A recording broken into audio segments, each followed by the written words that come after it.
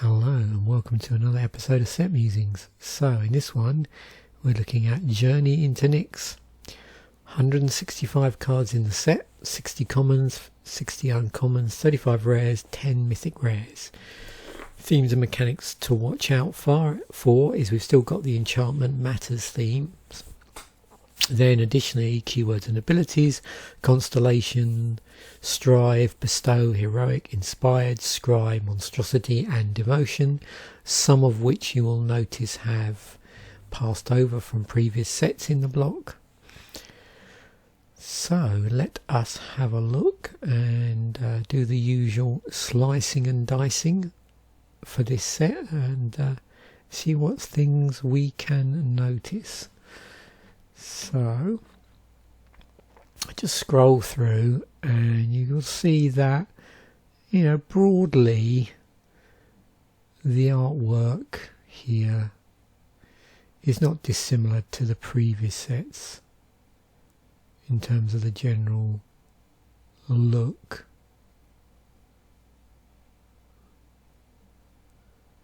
And again, you'll notice those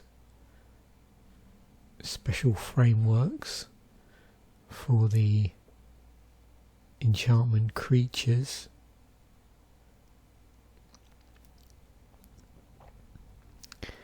And I'm curious to see, as we scroll down here, again what proportion we might have, if any, of multicolored stuff. We'll look at in a bit more detail as we go through, but it seems to have been reserved for specific cards and also the gods. And you can see, and I may have made a little bit of mistake in previous episodes, I might have said something like, all these temples, I might have wrongly assumed that they were all covered in the first two sets, but in fact there were two more out of the 10 which weren't previously in either the Theros set or the Born of the Gods set, and those are Temple of Epiphany and Temple of Melody. But we'll have a look at those when we go through some of the remaining land.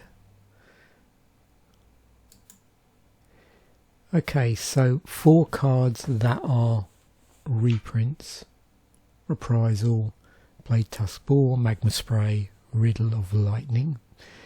That means that the remaining 161 cards are all new.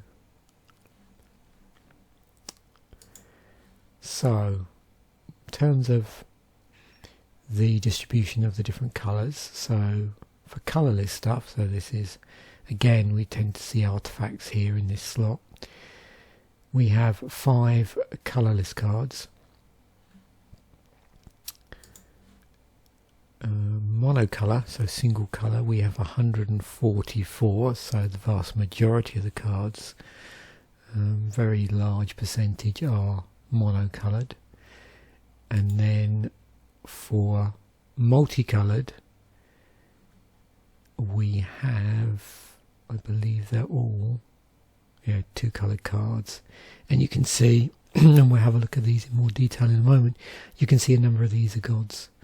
So that's a reoccurring theme in the set, was these sort of cycles of gods in various colours and colour combinations. So looking at the tribal aspects as we go through each colour in the colour pie. So we start off with white. What are we sort of seeing here? Well, we're definitely seeing a subtype here of soldiers. There's some humans here. We've got birds, hounds, spirits, nymphs. We've got a centaur scout there. Cats, sheep, more cats, a giant. So definitely a larger percentage of humans than anything else. But some cats there as well. And then you can see down here we've got a couple of gods that one of their 2 colours is white, and then this enchantment creature as well. So in blue More humans, siren. We've got a nautilus, enchantment creature, merfolk wizard, human rogue, octopus, siren, chimera. So a few more humans scattered around, and we'll probably see those in all the colours. We have this starfish here. It was like this. I think they're rather nice. I'll see if I can find. I think I may have pulled a foil of this, so when I get to the Friday artwork video, I'll see if I can find it. I'm not sure though. Kraken. So you can see we've got a number of merfolk, but we do have sirens and things like nymphs. For the multicoloured cards, we got a few more here that have blue as a colour in their casting cost. So we've got 2 gods, a chimera, a cockatrice, and a human rogue. So moving on to black. Again, some humans in here. If you remember, Minotaurs were in black. But we have additionally zombie insects, giants, nymphs. A couple of Minotaurs there. Another human, demons, obviously. Seeing as the theme of this set makes sense to have a particular creature type that we often see in black actually present in the set. Zombie satyr, snake, elemental leech, and whatever a lamia is. And again, we might have seen some of these before because of course we've already looked at blue and white, but a few there which share the colour of black. 2 gods, a couple of enchantment creatures, and a regular creature. Moving on to red. More humans, a giant, a boar, a cyclops, spirits, nymphs, cyclops, hound, another minotaur. Satyrs were also in red. More humans, a lizard, a dragon, and a hound. And here we've got 2 gods that have red in their mana, the casting cost, and this storm chaser chimera, which is a blue-red. Then finally green. So it looks like again humans are present in all the colours, but in green we've got spirits, ox, elk, hydra. We'll probably see a number, beasts. A couple of hydras, an elemental, a nymph dryad, centaur, a couple of those, another beast, humans, satyr. So where have we seen those so far? Is it black, red and green, I think? Another beast, a giant, and then what have we got here that has green in one of its 2 colours? So a couple of gods, that cockatrice again, because that was green, blue, and the Nyx Weaver. Okay, thematically, before we get there, I always like to look at the stuff which has a mana value bigger than 6. So I need 6 of those cards, which are 7 or more casting cost. Starting off with Quarry Colossus, Revel of the Fallen Gods, Scourge of the Fleets, Spawn of Thraxes, Bear of Heavens, and Worst Fears. So just basically 7 and 8 CMC, nothing larger than 8 in this set.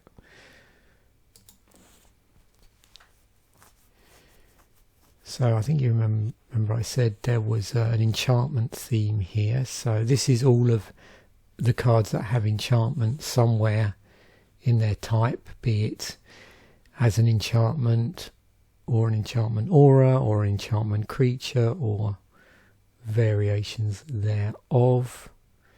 If we go down, no doubt, as we get to the bottom and we get to the multicoloured cards, we will see those triple types of legendary enchantment creatures, which are the gods in here. So, whoops, 49 cards which have enchantment as the type somewhere. Then we have Minotaurs. I just wanted to check, see how many that were in this set, so I looked at it in all the others. We've got 3, 2 in black, 1 in red. So, Constellation, what did this do? So whenever Harvest Guard, Alcedes or another enchantment enters the battlefield under your control, prevent all damage that will be dealt to target creature this turn. So it looks like it's the case with these. The commonality part is that it says whenever this card or another enchantment enters the battlefield, you get this, and it's different for different enchantment creatures. Down to here we just have a regular enchantment, but it looks like predominantly they did that on enchantment creatures. But of course in the Constellation itself it doesn't care as long as it's some form of enchantment. So yeah, this will trigger as a result of this ETB because it's itself, and also any other enchantment as that enters the battlefield will trigger. So that's cool. Strive. So you can see here with Strive, it appears there is an additional cost for something.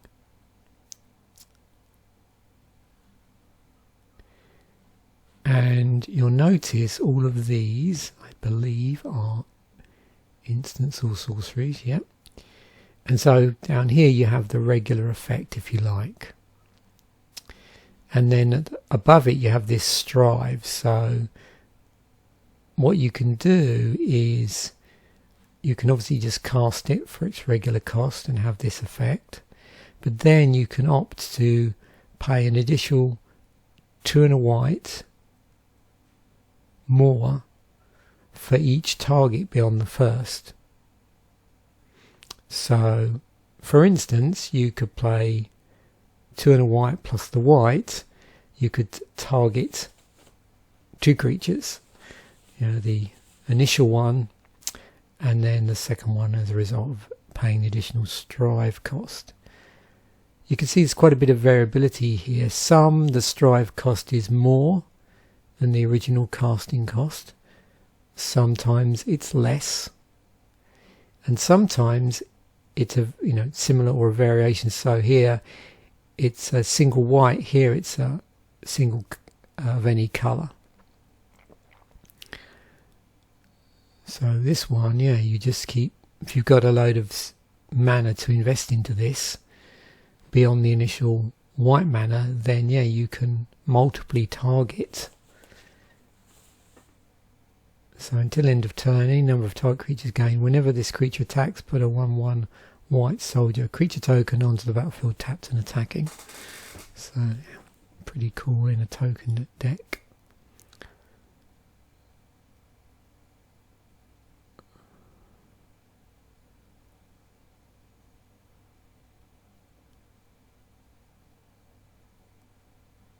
I suppose like a scalable spell with a twist in that you're scaling it across multiple targets, and it's not, as sometimes we've seen before, like an X spell or some additional resource. Bestow. So with Bestow, if you cast this card for its bestow cost, it's an aura spell with enchant creature. It becomes a creature again if it's not attached to a creature. So obviously all of these are enchantment creatures. If you cast them for their regular casting cost, then they are a creature. If you cast them for their bestow cost, then you can attach them to a creature. You can enchant a creature.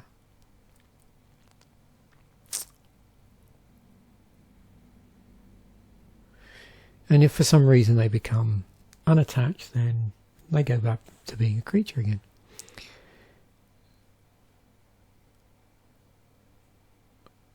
Now, I think what's interesting here is that the inherent ability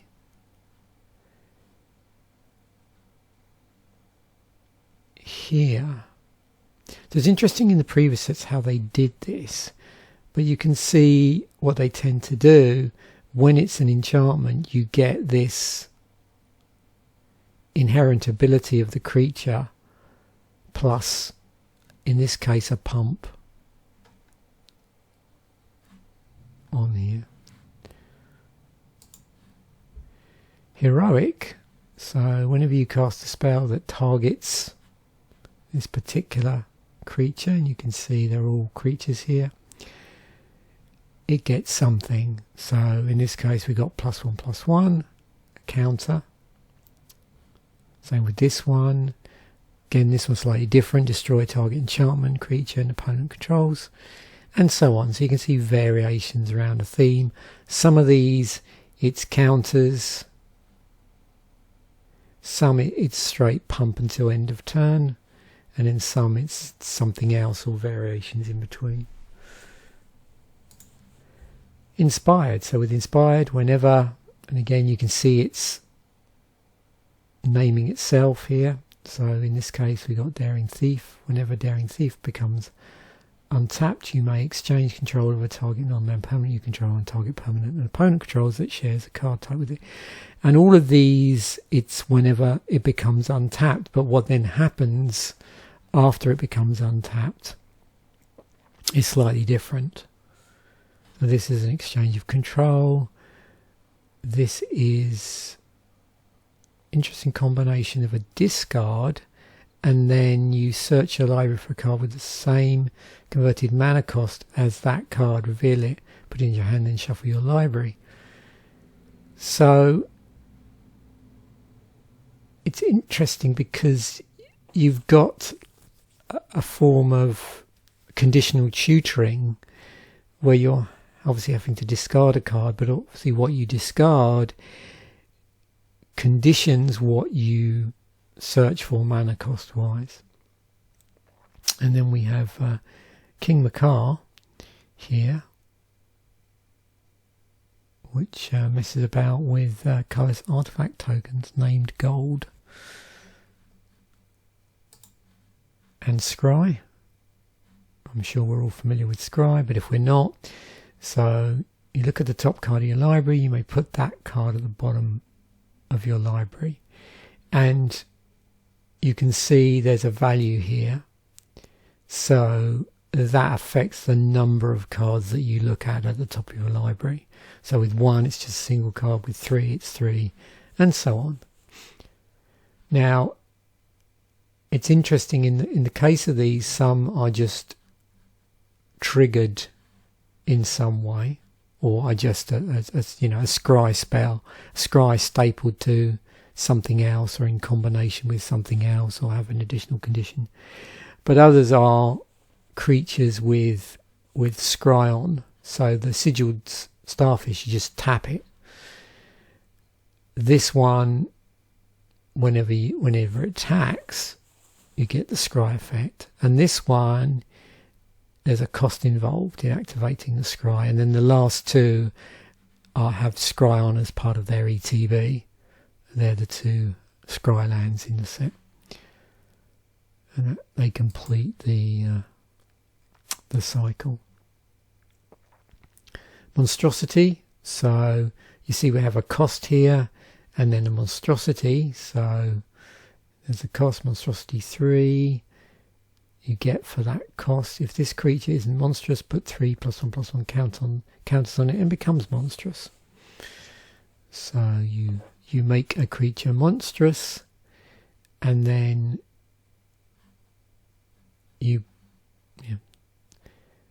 in some cases, like this one, well, you're always putting +1/+1 counters on it, and then you'll see for some of these, when it becomes monstrous, something else happens. But not all of them.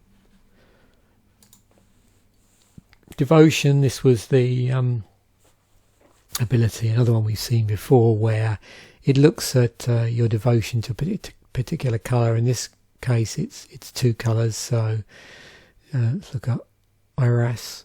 So as long as your devotion to red and white is less than 7, IRAS isn't a creature.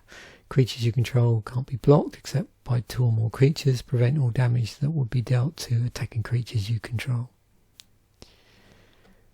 So basically with these, the benefit of having devotion is it turns it into a creature that you can swing with.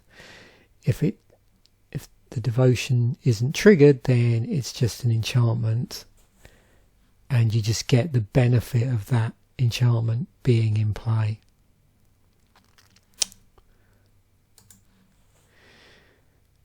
Okay, so moving on to the cycles now. So first up we have these 5 cards, and they're 5 common heroic creatures that get +1/+1 counters, all but one of which have non-square powered toughness.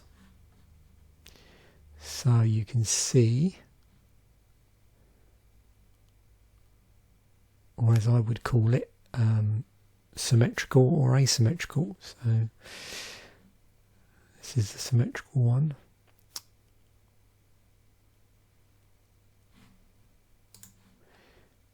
Next cycle, Constellation Nymphs, 5 cross rarity nymphs with Constellation. Pretty straightforward.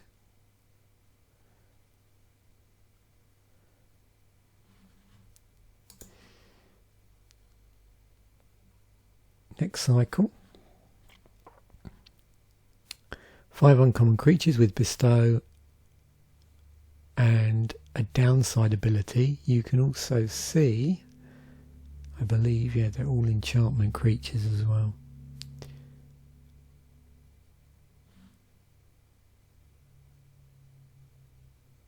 It's always interesting the presence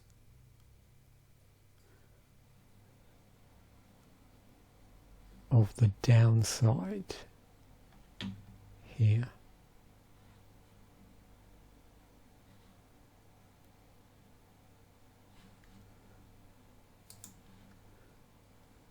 Next cycle. So these would be 5 cross rarity creatures with a double coloured mana cost and an effect, and all but one is an enter the battlefield effect that depends on the number of basic lands of that colour you control. So you can see here they all reference some way a certain land type, and as a consequence that scales in some way whatever the ETB does. So for this one, you're tucking the target creature into its owner's library just beneath the top X card, so it's like how deep you tuck it based on the number of planes. So that's an ETB on Quarry Colossus. Scourge of the Fleets is a bounce spell, conditional bounce spell. Return each creature your opponent's control with toughness X or less to its owner's hand, where X is the number of islands. Squelching Leech is power and toughness scaling based on the number of swamps. Spawn of Thraxes, it's damage based on the number of mountains, and you can see it's target creature or player. And Nissian Game Warden, you're looking at the top X cards of your library based on the number of forests you control, and then you reveal a creature card from among them and put it into your hand. Put the rest on the bottom of your library in any order.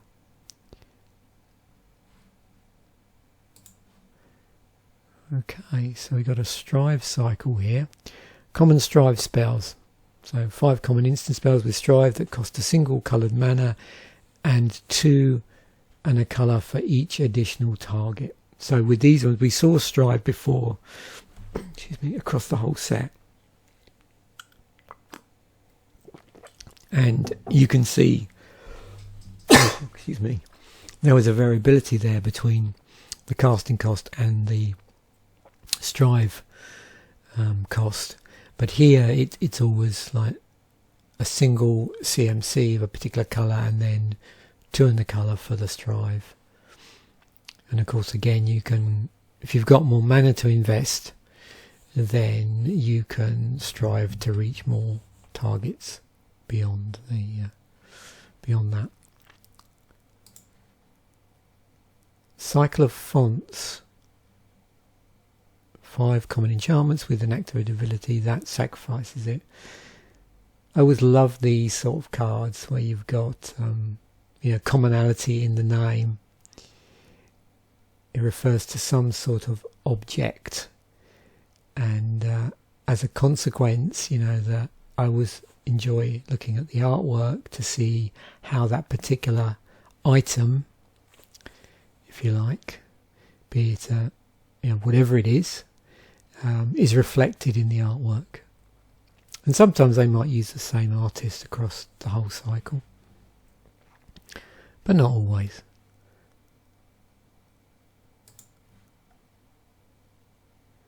Oh, looks like we've got a cycle of dictates here. So 5 rare enchantments with flash. So you can see these were flash enchantments. And they're all dictate of something. Heliod, Crucifix, Erebos, Twin Gods, Karametra.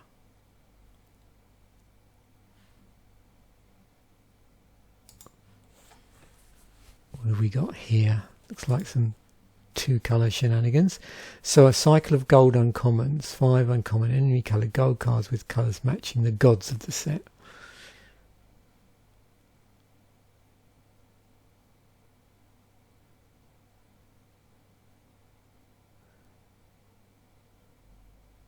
I'm just looking to see what we've got and how their abilities might reflect in the colour combination.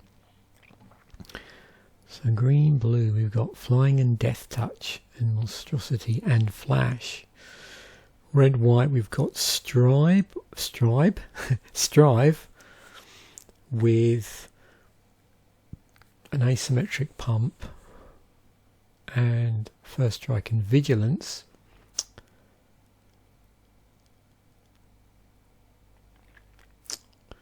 The black green one, we've got mill and graveyard recursion, and reach because it's a spider, and with the Chimera, which is blue red, flying with scry, and also this business of top card of your library gets +X+0 and 10 to learn, where X is the card's converted mana cost. Okay, it's an interesting conditional pump on the power there.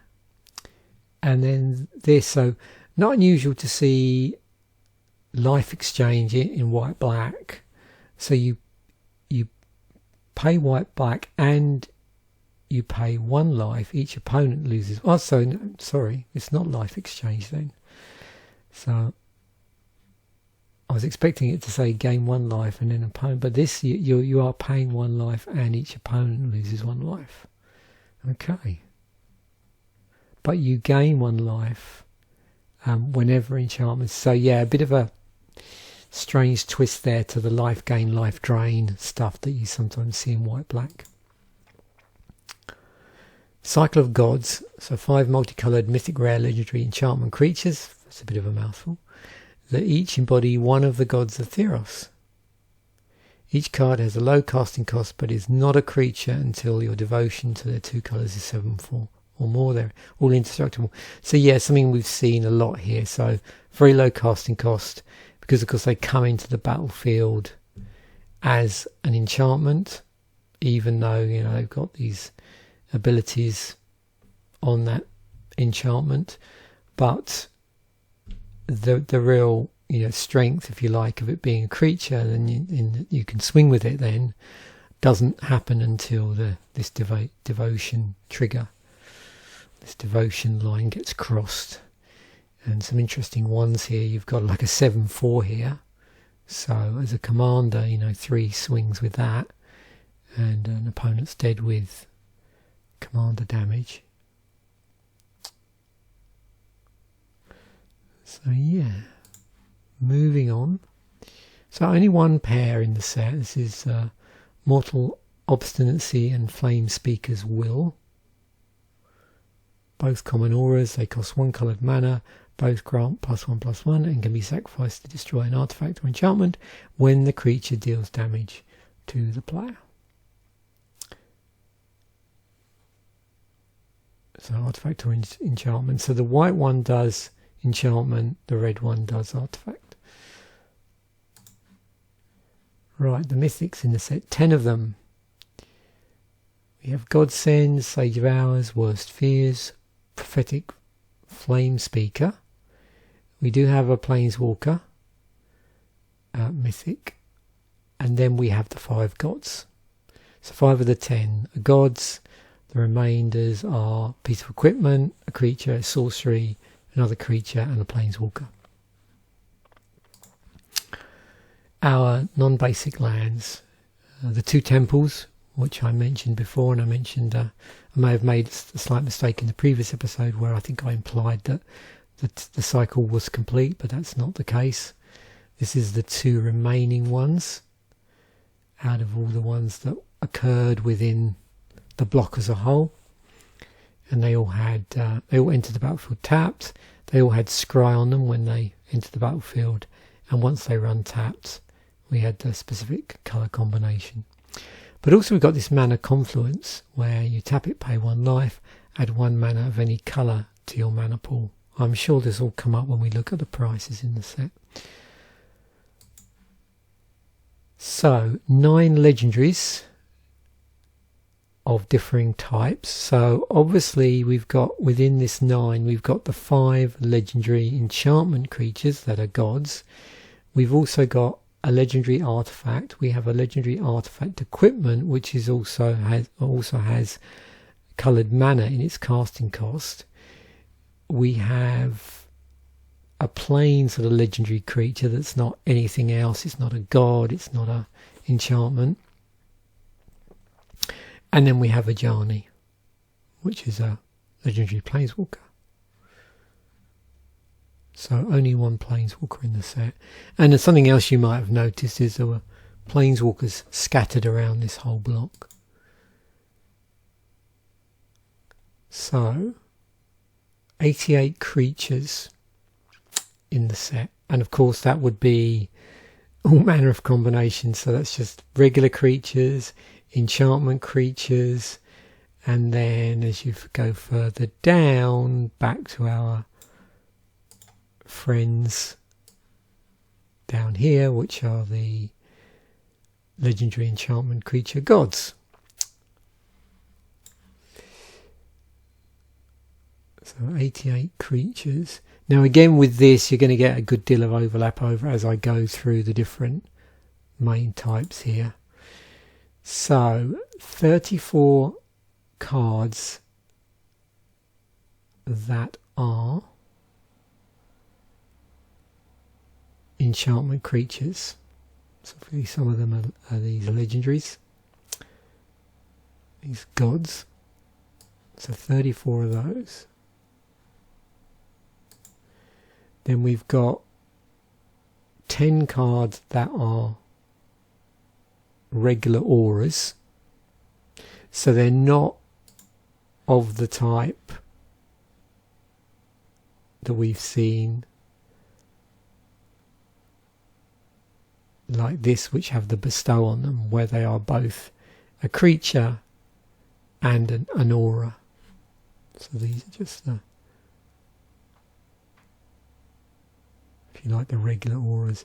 Now I was curious here. I think there is only one that enchants lands. Yeah. And some that are very specific, like, these ones here, you enchant a creature you control, not any creature. Obviously this must, Whenever enchanted creature does combat to player, you may sacrifice mortal obstinacy. If you do, destroy target enchantment. Okay. Only one artifact creature, which was this Chimera, so 6 to cast. It's 4/4 with flying. We've got 3 pieces of equipment, one of which was a legendary. So we've got Godsend, Armory of Iroas, and Chariot of Victory. 2 artifacts, one of which was a legendary. So Deserter's Quarters and Hall of Triumph. This is interesting. So as Hall of Triumph enters the battlefield, choose a colour. Creatures you control of the chosen colour get +1/+1. 24 instants. So a lot of these, you're going to have a combination with the strive mechanics. So adds a twist to it, but also I suspect we're going to see some set specific stuff going on in terms of just the themes. So there's one here that cares about whether the exiled card is a god card or not. Often we see things like this where this is in a set regardless, although the power value, the threshold value, may change based on where everything is on the sort of power curve, and whether or not that thematically has a bearing on the set. But with this one, you get this destroy target creature with power 4 or greater. It can't be regenerated. There's our instant speed, counter target spell, but it's got this business of its controller puts the top 4 cards of his or her library into her graveyard. So they've sort of bonded together their mill in a counter spell and a counter target spell. Aura bounce, that's pretty important in the set. And some, again, there's more stuff here which is given additional reach through this strive cost. Oh, that's always interesting. Like copies of creatures until end of turn with strive. Yeah, it's obviously you want to see enchantment destruction in the set. And then the good old -X instant spell, but again conditional on the number of cards in your hand. So a nice twist there. Graveyard exile, but in return you get to put a zombie creature token onto the battlefield. Its power is equal to the card's power and toughness. Sorry, its power is equal to that card's power, and its toughness is equal to that card's toughness. Aura exile, 2 damage, instant speed spell in red. Interesting one there. We've got Scry, and then the result of that Scry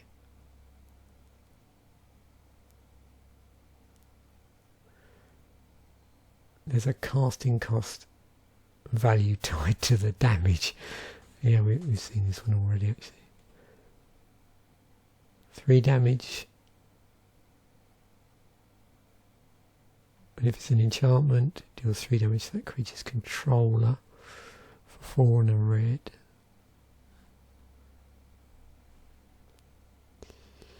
Oh, there we go. Artifacts and enchantment, destruction, counters, pump, and counters. So yeah, a lot of counters going on at instant speed in green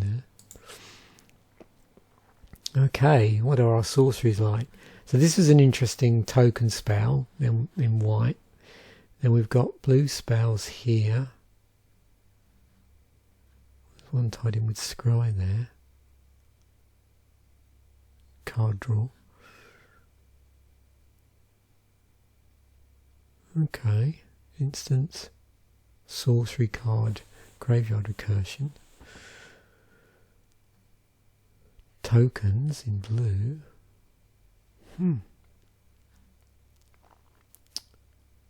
That's interesting. So that's our mass removal in black. Destroy all non-enchantment creatures. Destroy target creature and target land. So black removal's looking pretty strong actually.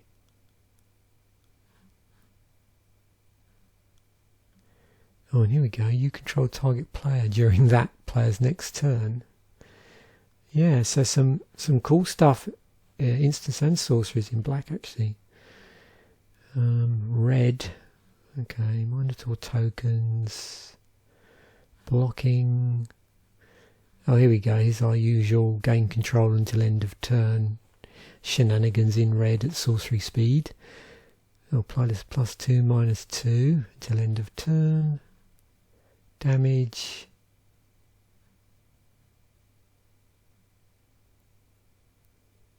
Okay. So this is interesting. We've got token generation. And then at end of turn they're exiled. Sorcery speed enchantment, land destruction in green. Enchantment, tutoring for the top 6 cards. But then you have to put the rest into your graveyard. Graveyard recursion. Tokens in red green and red whites. Yeah, we got that classic sort of +2 +0 with strike and vigilance until end of turn. It's interesting because did I miss out on? I don't see our mana fixing at all here. Okay.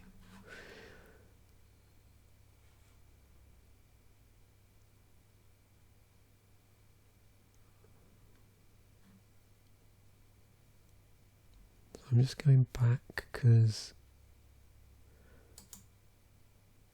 yeah, I did mention about this one. It's alright. Sorcery. Okay, back to the set. Let me just look at that actually, because what do we got that cares about mana? So obviously there were these ones. Oh, here we go. There was an enchantment. Whenever a player taps a land for mana, that player adds 1 mana to his or her mana pool of any type that land produced. Right. And then we had this enchantment land, which sort of buffed your mana up, if you like.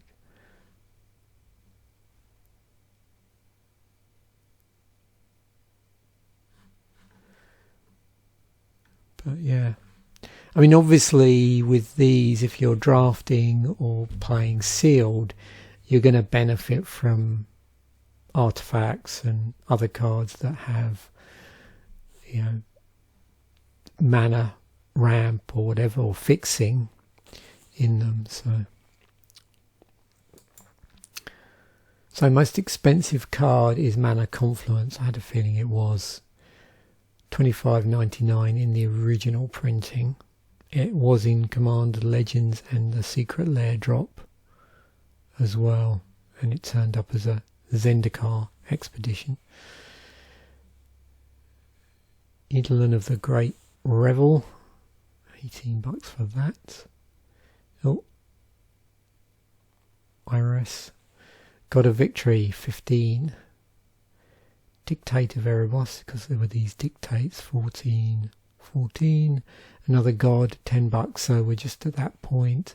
And Godsend drops us below the $10 mark. But I suspect we're going to see below that, yeah, Planeswalkers bubble to the surface.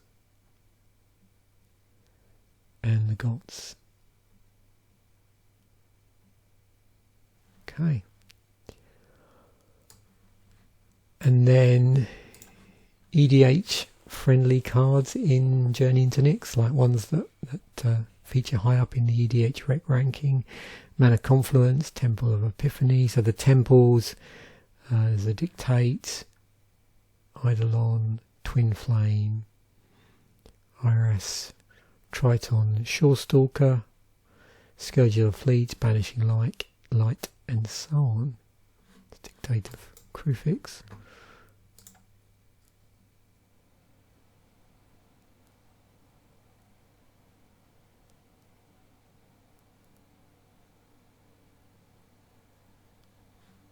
I like this. Okay. So, let's talk a little bit about the set itself in terms of the precons. So, what do we got going on here? So we've got, clearly this is allied colours, so is this. So 2 allied colours and the rest are enemy colour combination. They're all 2 colours.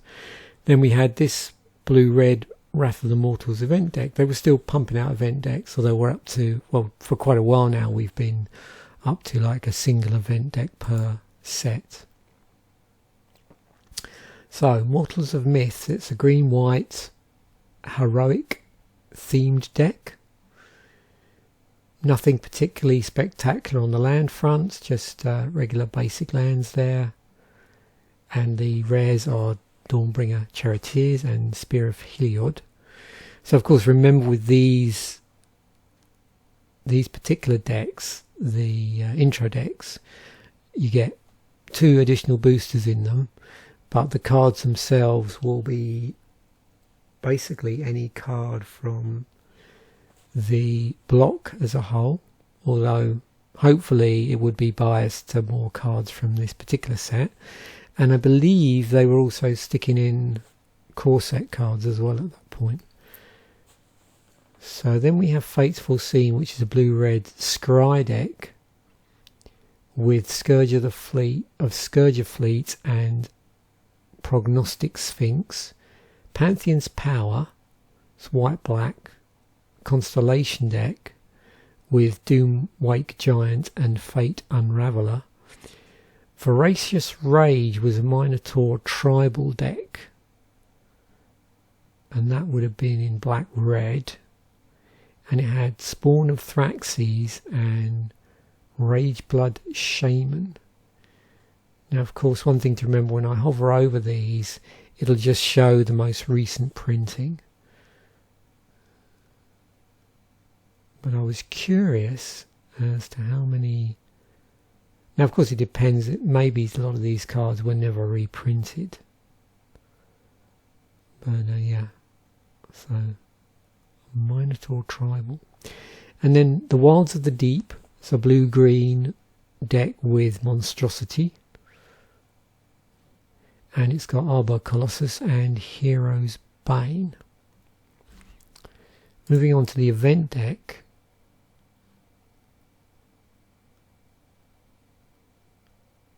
Wrath of the Mortals. I wonder if I have this deck. Sideboard, this is the case with all event decks. And obviously many more rares. And these cards can be pulled from any set that at this point when it was released was currently legal in standard at that point. Now I know I've said this multiple times, as you got to the end of the block, in some ways these decks got more frustrating because it meant there was a good possibility that you might have cards which, come the release of the first set of the next block, would rotate out of standard. So you had a sort of limited time period before which you had to swap out any cards that were rotating out. And I know with some of these event decks it could be a lot of cards depending on the strategy. So this one is, what's the point of this really, is a wide range of damage spells as well as creatures that reward you for casting them. Okay. And of course these weren't necessarily synergistic with the themes of the set. although they might exploit certain strengths in the set. So it's that blue, red, yeah, damage spells. So we've got 20 spells and 15 creatures.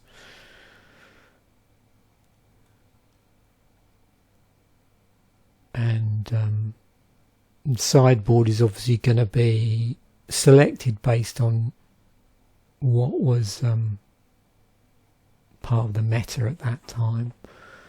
But the creatures you can see are the sort of creatures that synergize with instants or sorceries.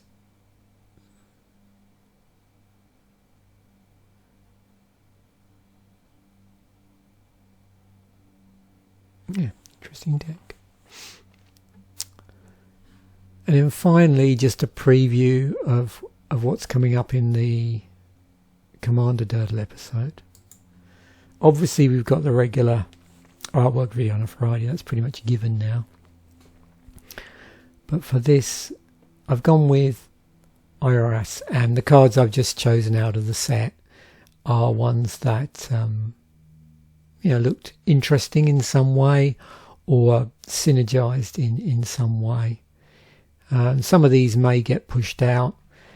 I was definitely keen to play this launch of the fleet spell. I'm going to be interested in what suggestions I get from the inbuilt EDH rec algorithm in terms of what it wants to play.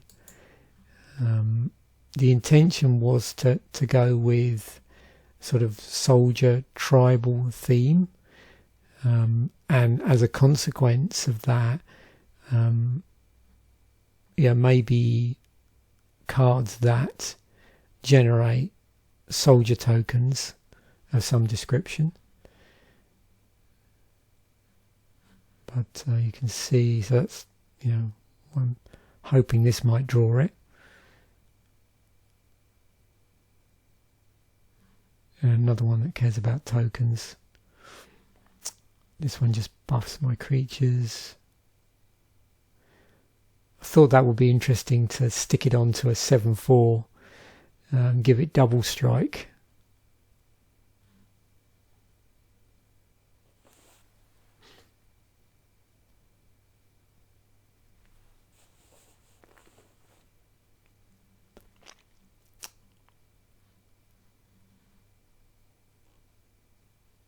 Yeah, mana fixing.